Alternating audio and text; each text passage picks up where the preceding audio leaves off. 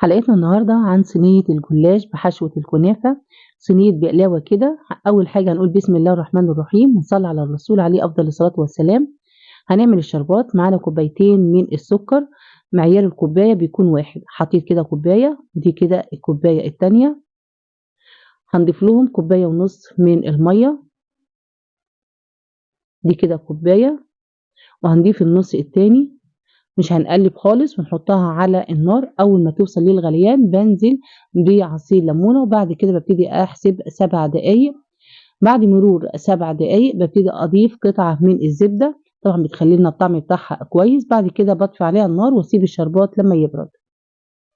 هبتدي بقى الحشوه بتاعتنا عباره عن ربع كيلو من الكنافه، انا حاطاها في قلب الفريزر.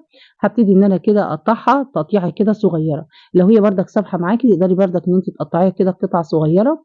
بعد كده هبتدي ان انا احط لها معلقتين كبار من السمنه السايحه، انا حاطه فيها بردك قطعه من الزبده. وهبتدي ان انا ادعك الكنافه دي مع السمنه كويس.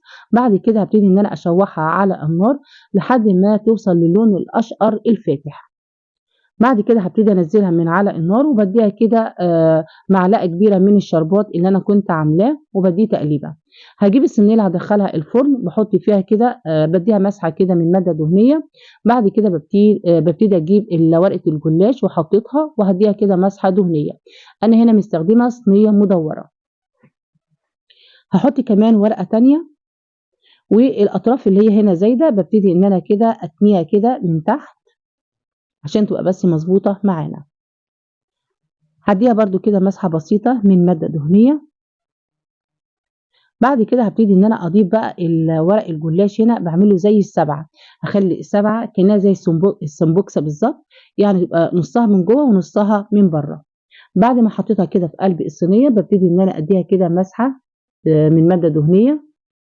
طبعا هنا مستخدمه السمنه ومعاها قطعه من الزبده. لو عندك بواقي كده جلاش حته كده مقطوعه ولا حاجه ببتدي ان انا احطها كده في النص وهي كده مش هتبان معانا، وبحط بردك عليها ماده دهنيه. وهبتدي بقى اظبط تاني الصينيه. قلنا انا بحط عباره عن 7، نصها بيبقى من جوه والنص التاني كده بيبقى من بره زي السمبوكسه بالظبط.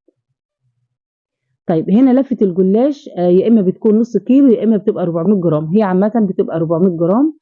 انا حطيت هنا كده اللفه زي ما انتم شايفين بالطريقه دي كده، يعني كده هخلص الكميه كلها اللي موجوده معايا، بس هخلي ورقتين على جنب مش هستخدمهم غير في الاخر.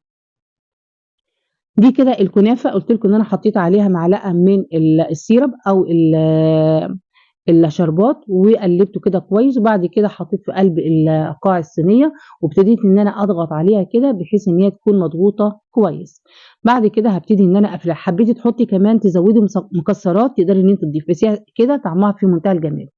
بعد كده هبتدي بقى اقفل تاني بقى قطع الجلاش، كل واحده كده ببتدي ان انا احطها واظبطها واديها كده مسحه دهنيه من السمنه.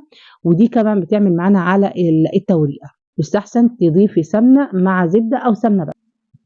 يبقى انا هبتدي كده اتني لو في اي قطعه طالعه زياده ببتدي ان انا اتنيها كده من تحت.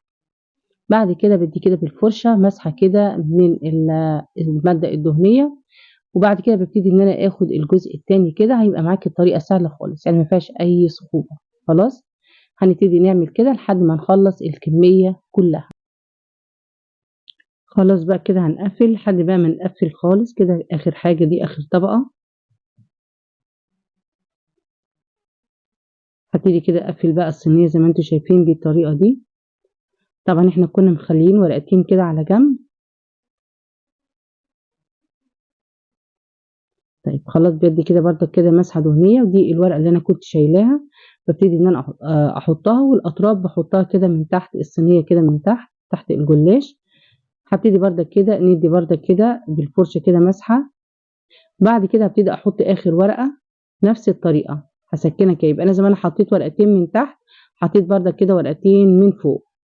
هبتدي بقى دلوقتي ان انا بقى اقطع الصينيه.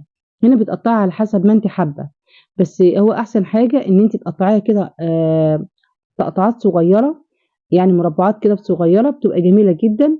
وصدقيني الحشوه بتخليها في منتهى الجمال. طيب احنا بعد كده بقى ما قطعناها لازم تقطعيها بردك قبل ما تدخليها الفرن. هنجيب بقى كده سمنة مع زبدة ونبتدي إن إحنا بقى كده نرشها كده على الوش من فوق أو تمسحيها كده بالفرشة.